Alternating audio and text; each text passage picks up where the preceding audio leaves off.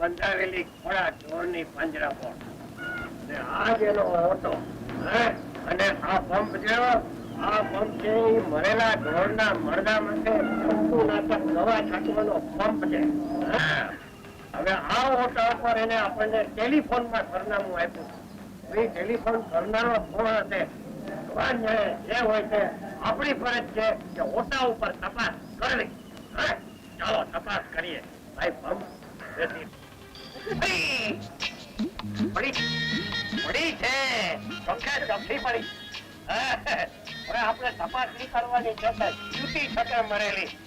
અરે એડ્રેસ પૂછવા વાળી છોરી તારું નામ તો બતાવો, તારું નામ તો બતાવો, તારો હાલ તો બતાવો. અરે કોઈ બોલતો ખરી. લાગે કે બોલતી નથી તો મરી ગઈ હોય. તપાસ કરવી પડે. મારું હાથ તો આનું પણ સ્વાગત છે. તમારું સ્વાગત છે. હું કરતે કદાચ હૃદય ક્યાંય કોઈ ને આવી હોય. દિલ તો પાગલ હે. દિલ તો પાગલ હે. અને દિલ ક્યાં પડ્યું છે એ ગોતવું તો પડશે ને. અને પડ્યું હોય તો ચાલુ છે કે નહીં એની તપાસ કરવી પડશે. પણ આનું દિલ ક્યાં છે?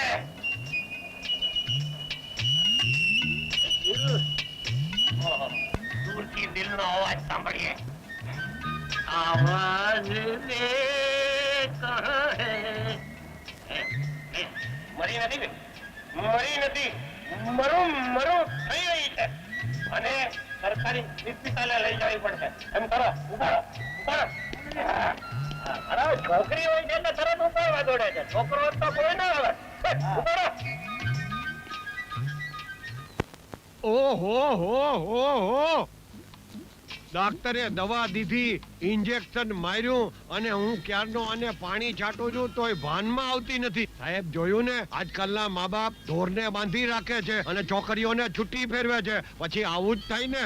અરે જાગ ભાઈ જાગ, હવે તો જાગ. પાણી છાંટીને થાક્યો. જાગી.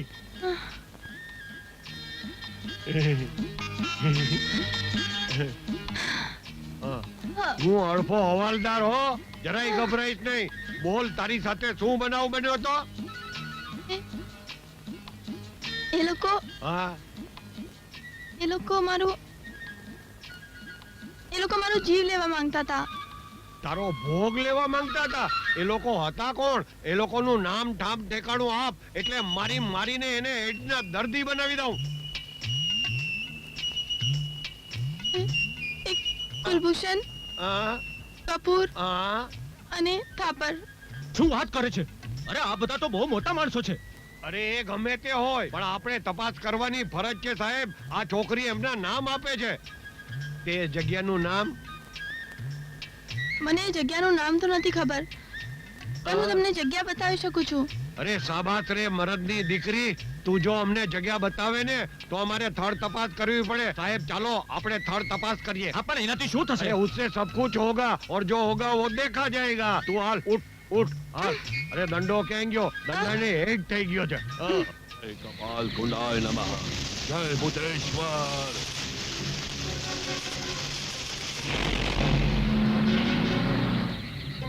આવો ઇન્સ્પેક્ટર, આ તે જગ્યા છે. થર્ડ તપાસમાં ઝીણામાં ઝીણી વસ્તુ જોવી જ જોઈએ. તો જ થર્ડ તપાસ પૂરેપૂરી થાય. એનો કકડાટ ટૂંકા પાંદડાનો.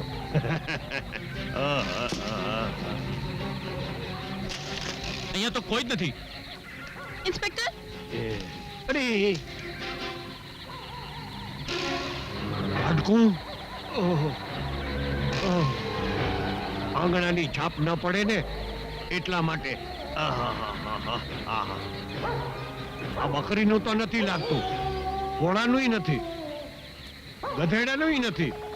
હાડકું લાગે છે તો માણસનું, પણ ઓહો હું સાચું કહું છું ઇન્સ્પેક્ટર, આહા. એ અહીંયા જ હતો. અરે પણ અહીંયા તો કોઈ જ દેખાતું નથી. અરે અરે ઓહ અરે બીજું હાડકું ઓહો આહા.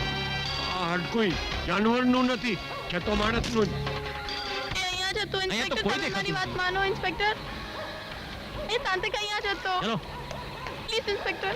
અરે ઇન્સ્પેક્ટર સાહેબ, મને તો દાળમાં કંઈક કાળું લાગે છે અને તે પાછું કોકમ નથી. અરે પણ અહીંયા તો કઈ છે જ નહીં. હા યાદ છે મેં તને હોસ્પિટલમાં પણ કીધું હતું. તો પછી એમ કરો, તમારે જવું હોય તો જાઓ, હું તો પૂરી સ્થળ તપાસ કરીને જ આવીશ. હું કોણ? હડફો હવાલદાર સિપાહી બચ્ચો. હા ઠીક છે, જેવી તમારી મરજી. જોઈએ હડફાની બહાદુરી. ચાલ પૂજા. લ્યો, સાહેબ તો ગયા. ચાલ જલ્દી ચાલ. ઇન્સ્પેક્ટર સાહેબને મારી હોશિયારીનો ખ્યાલ નથી. લોકો જેમ માણસનું મોઢું જોઈને સાત પેઢી કહી દે ને, એમ હું મર્દાને પૂછીને એના ખૂનીનું નામ જાણી લઉં, એની સાત પેઢી જાણી લઉં. હું કોણ? હડફો હવાલદાર સિપાહી બચ્ચો. છે કોઈ મર્દો તો પૂછી લઉં. હા, છે કોઈ મર્દો?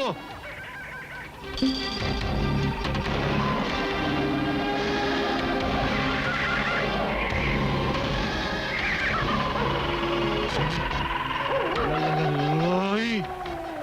ઝાડ ઉપરથી ભૂત રૂવે બેકાર, એના રોચનીએ લોહી જરે. ઓહ! ઝાડ પર કાપેલો બકરો. ઓહ! પતરાનું પાતું અને એની ઉપર પાછું ઘુવડ બેઠું છે. નક્કી મેલી વિદ્યાનું ચક્કર ચાલે છે.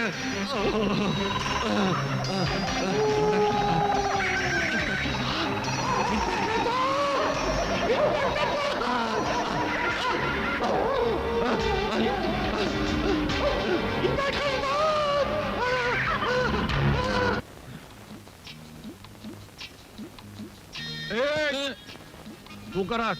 બીડી પીવું છું. ઓન ડ્યુટી બીડી પીશ? હું બીડી પીઉં છું. ફેંક બીડી, ફેંક. જી સાહેબ. ફેંક, બાકસે ફેંક, બાકસે ફેંકી દે. ફેંકી. ચાલુ પાટ.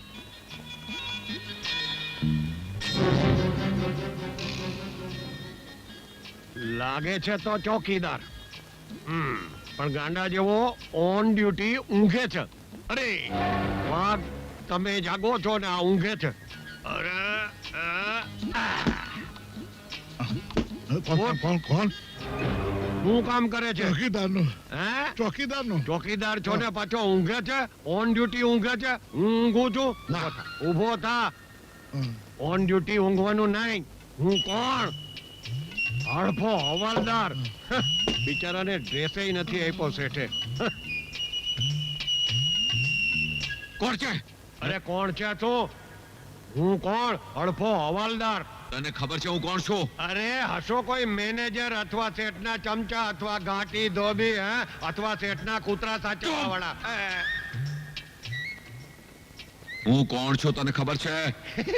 હું કુલભૂષણ છું, કુલભૂષણ. અરે કુલભૂષણ, અરે કુલભૂષણ શેઠ, તમને જ મળવા આવ્યો હતો.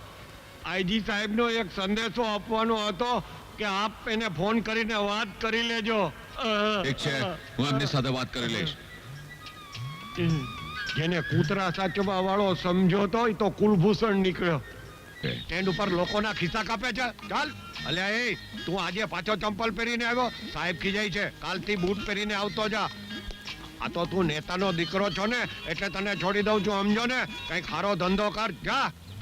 આનો બાપ નેતા લોકોના પેટ કાપે છે અને આ બસ સ્ટેન્ડ ઉપર લોકોના ખિસ્સા કાપે છે. બે સરખા બાપ એવા બેટા.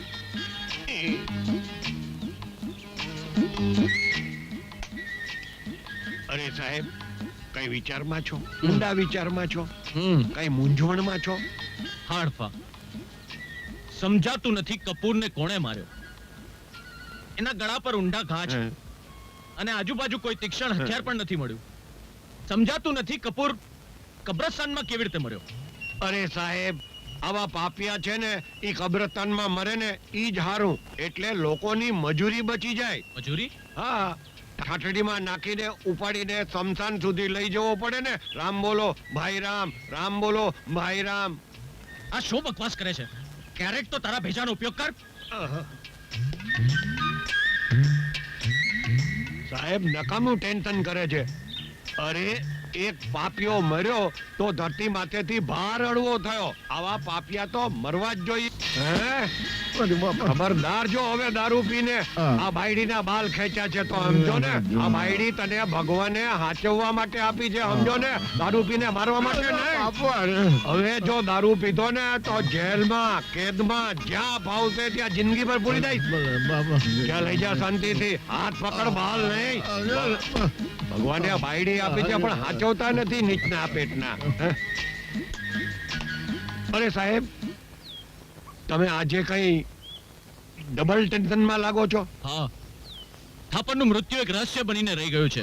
અરે સાહેબ, રહસ્ય ને રહસ્ય જ રહેવા દ્યો અને એમ સમજો કે આ ધરતી ઉપરથી એક બીજો પાપનો બોજો ઓછો થયો અને ઈ થાપર રહસ્યથી ન મરત ને તો એટથી મરી જાત. એને છોકરીઓ પર બળાત્કાર કરવાનો બહુ શોખ હતો ને અને પાછો નિરોધ વાપરતો નતો.